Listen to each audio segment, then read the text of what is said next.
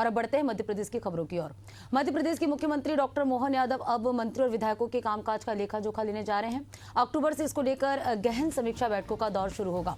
CM doctor Mohan Yadav बीते 20 महीनों में मंत्री और विधायकों के प्रदर्शन का मूल्यांकन खुद करेंगे। मंत्रियों से 1-to-1 चर्चा होगी, जिसमें उनके विभागीय कामकाज, योजनाओं की प्रगति और जनता के प्रति जवाबदेही का आकलन किया जाएगा। साथ ही विधायकों का भी रिपोर्ट कार्ड तैयार किया जा रहा है, जिसमें क्षेत्र में उनकी सक्रियता, जनसंपर्क और विकास कार्यों की निगरानी शामिल है। बताया जा रहा है कि मुख्यमंत्री की इस कवायद का सीधा संबंध आगामी मंत्रिमंडल विस्तार से जुड़ा हुआ है, यानी जो मंत्री अपने कार्यों में प्रभावी साबित नहीं हुए हैं उनका पत्ता कट सकता है। वहीं मेहनती और परिणाम देने वाले चेहरों को मौका दिया जा सकता है। मुख्यमंत्री का ये कदम संगठन के भीतर जवाबदेही की भावना को मजबूत करने की दिशा में देखा जा रहा है।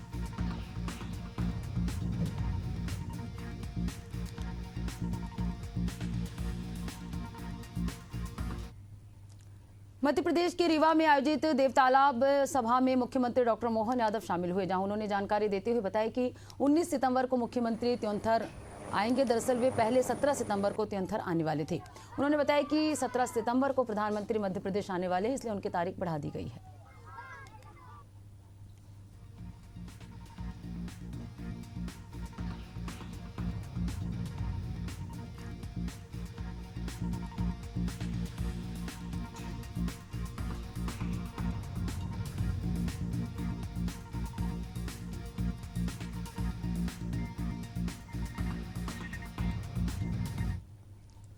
मध्य प्रदेश कांग्रेस ने जिला कार्यकारिणियों के गठन को लेकर एक नया संगठनात्मक प्रयोग शुरू किया है। इस बार जिला इकाइयों में संतुलन को प्राथमिकता दी जा रही। कांग्रेस ने तय किया है कि प्रदेश की 71 जिला इकाइयों में अब हर विधानसभा क्षेत्र से प्रतिनिधित्व अनिवार्य होगा, यानी कुल 230 विधानसभा क्षेत्रों से कार्यकर्ताओं को स्थान मिलेगा। प्रत्येक विधानसभा से 20-20 कार्यकर्ताओं को जिला कार्यकारिणी में शामिल किया गया। ये कदम संगठन को जमीनी स्तर पर मजबूत करने की दिशा में देखा जा रहा है। इस नई संरचना में सामाजिक समरसता का भी ध्यान रखा गया है। SC, ST, OBC और महिला के प्रतिनिधित्व देना अनिवार्य किया गया, यानी किसी भी जिले की कार्यकारिणी में अब हर वर्ग की भागीदारी सुनिश्चित की जाएगी। सिर्फ इतना ही नहीं, कांग्रेस नेतृत्व ने यह भी स्पष्ट कर दिया है कि अब जिला अध्यक्षों की मनमर्जी नहीं चलेगी। चयनित कार्यकर्ताओं में से ही उपाध्यक्ष, महासचिव, सचिव, कोषाध्यक्ष और मीडिया विभाग के अध्यक्ष बनाए जाएंगे। पार्टी के इस निर्णय को आगामी विधानसभा चुनावों से पहले संगठन को मजबूत करने की दिशा में अहम माना जा रहा है।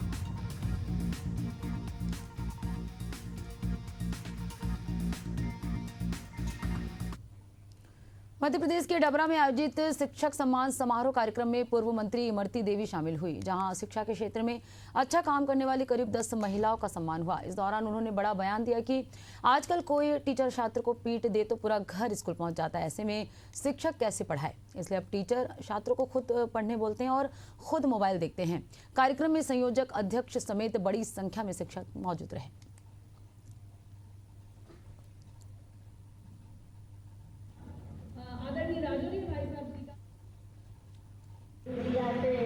उनने आपको उस शिक्षा में आप सबके अधिकारी भी हैं और हमारे बिलौआ के रहने वाले हैं, तो मैं आपको सभी आपकी भाषा में अपनी बहनों से भी कहना चाहती हूँ, मेरे सामने गुरुजन बैठे हैं, सभी उनसे भी कहना चाहती हूँ कि सही बात है,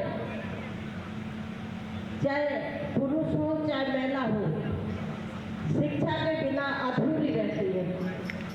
लेकिन शिक्षा के साथ साथ बुद्धि और विवेक भी अपना होना चाहिए, उसमें आपको बड़ी सफलता मिलती है। आप कितने भी पढ़ो लिखो, लेकिन अपनी बुद्धि से जब तक पूरा काम अपने विवेक से काम नहीं करोगे तो उसमें आपको सफलता नहीं मिलती। बुरहानपुर में इंदौर इच्छापुर हाईवे से रविवार को एक अजीबोगरीब घटना सामने आई है। शिकारपुरा थाने के पास LIC ऑफिस के पास एक चालक कार लॉक कर सो गया, जिससे यातायात पूरी तरह से बाधित हो गया। समाजसेवी राजेश भगत ने बताया कि करीब 1 घंटे तक चालक को जगाने की कोशिश की गई, लेकिन जब कोई प्रतिक्रिया नहीं मिली तब पुलिस और स्थानीय लोगों ने कार का पिछला शीशा तोड़कर चालक को बाहर निकाला और थाने ले गई। फिलहाल मामले में जाँच जारी है।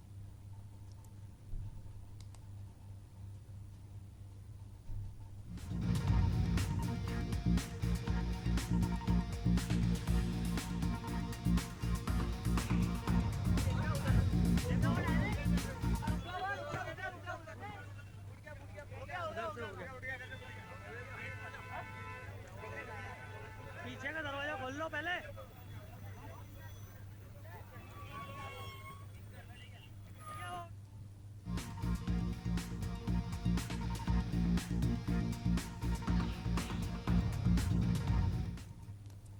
इधर मध्य प्रदेश के बुरहानपुर जिले में गणेश विसर्जन के दौरान बड़ा बवाल हो गया। लाल बाग थाना क्षेत्र के बिरोदा गांव में विसर्जन के मौके पर हनुमान चालीसा का आयोजन किया गया था। जैसे ही पाठ समाप्त हुआ, वर्ग विशेष के लोगों ने पथराव कर दिया। अचानक हुए इस हमले से अफरा तफरी मच गई और दोनों समुदाय आमने सामने आ गए। घटना में 7 लोग घायल हुए, जिन्हें जिला अस्पताल पहुंचाया गया। फिलहाल पुलिस ने 7 आरोपियों को हिरासत में लिया है और गाँव में भारी पुलिस बल तैनात कर दिया गया है।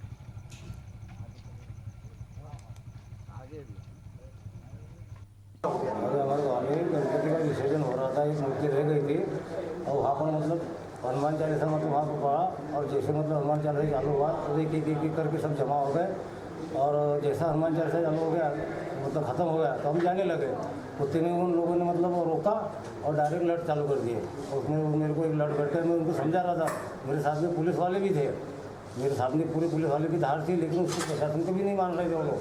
डायरेक्ट मेरे को लड़ मार दिया। उसके बाद में जो मतलब तलवारें निकाली उन्होंने, एक लड़ निकाली और फिर मेरे हाल हो गया। मेरे को बच्चे ने उठाया और अस्पताल ले गए, हम लोग पुलिस स्टेशन में आए, फायर दर्ज कराई और उसके बाद में अस्पताल आया। आज एक बहुत दुर्भाग्यपूर्ण घटना हुई। गणेश जी की मूर्ति के विसर्जन के समय पथराव हुआ। उसके बाद गांव में एक तनावपूर्ण परिस्थिति पैदा हुई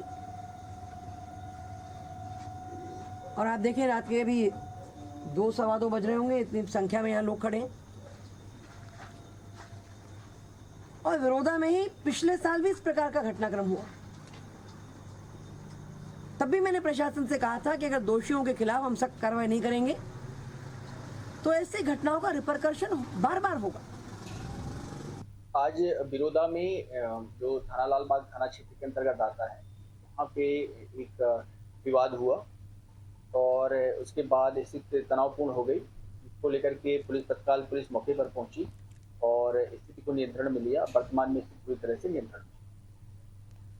और चलिए बात करेंगे अगली खबर की। मध्य प्रदेश के ग्वालियर में मामूली बात को लेकर पड़ोसी ने दूसरे पड़ोसी को बंदूक दिखा दी। बता दें कि पूरी घटना सीसीटीवी में कैद हो गई। फिलहाल पुलिस ने युवक के खिलाफ मामला दर्ज कर लिया है।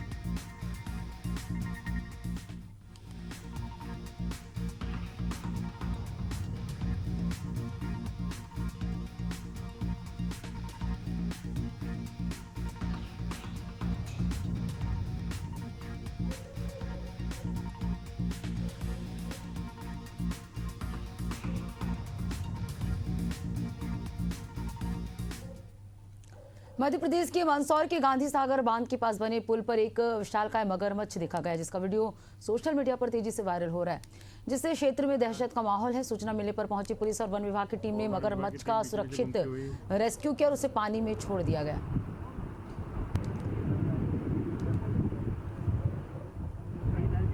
देखने वालों को तो अच्छा लगता है। वहाँ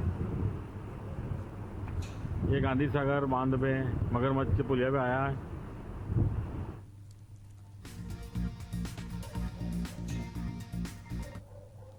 खबर एमपी के दमोह जिले से, जहां सुनार नदी में डूबे 2 नाबालिगों का 24 घंटे बाद भी कोई सुराग हाथ नहीं लगा है।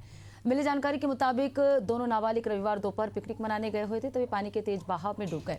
मामले की सूचना मिलने के बाद पुलिस और गोताखोरों की टीम मौके पर पहुंची और दोनों की तलाश में जुटी हुई है।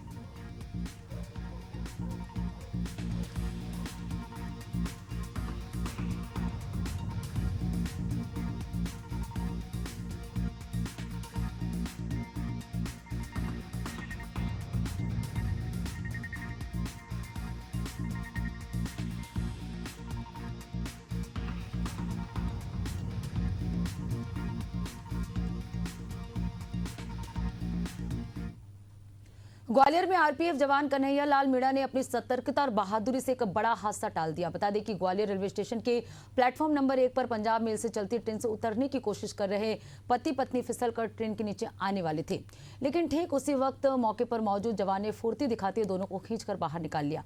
पूरी घटना सीसीटीवी कैमरे में कैद हो गई और अब लोग इस जांबाज जवान को फरिश्ता कहकर सलाम कर रहे हैं।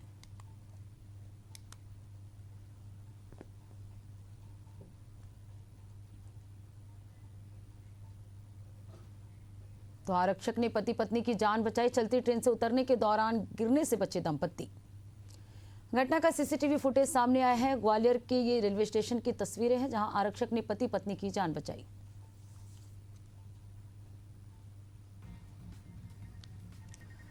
भोपाल के कोहिफेजा थाना क्षेत्र की वीआईपी रोड पर आज सुबह भीषण सड़क हादसा हो गया जहां एक तेज रफ्तार कार लोडिंग ट्रक में जा घुसी। टक्कर इतनी जबरदस्त थी कि कार पूरी तरह क्षतिग्रस्त हो गई। वाहन चालक की मौके पर ही मौत हो गई। हादसे के बाद मौके पर हड़कंप मच गया, जबकि पुलिस ने तत्काल पहुंचकर मामला संभाला और शव को पोस्टमार्टम के लिए भेज दिया गया है। फिलहाल हादसे की जांच जारी है।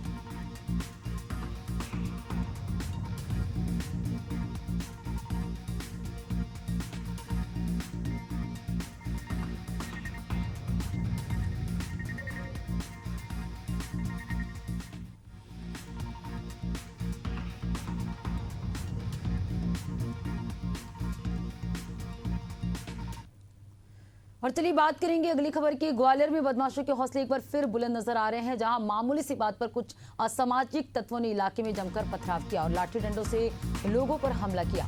इस हिंसक घटना में 2 लोग गंभीर रूप से घायल हुए, जिन्हें इलाज के लिए अस्पताल में भर्ती कराया गया है। घटना का वीडियो सोशल मीडिया पर तेजी से वायरल हो रहा है, जिसके आधार पर पुलिस ने मामला दर्ज कर जांच शुरू कर दी है। इलाके में तनाव का माहौल है, लेकिन पुलिस स्थिति पर नजर बनाए हुए है।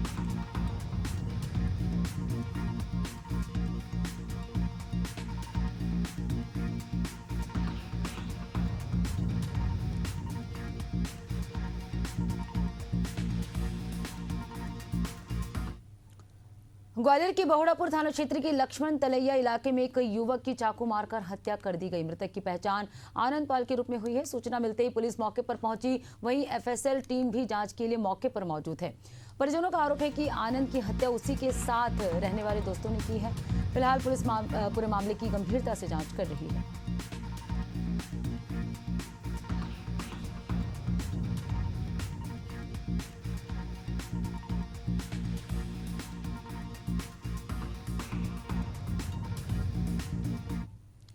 ग्वालियर की मुरार थाना क्षेत्र में बच्चों के विवाद को लेकर 2 पक्षों में जमकर पथराव और फायरिंग हुई। जडेरुआ बांध इलाके में 10 से ज्यादा बदमाशों ने गोलियां चलाई, जिससे इलाके में दहशत फैल गई।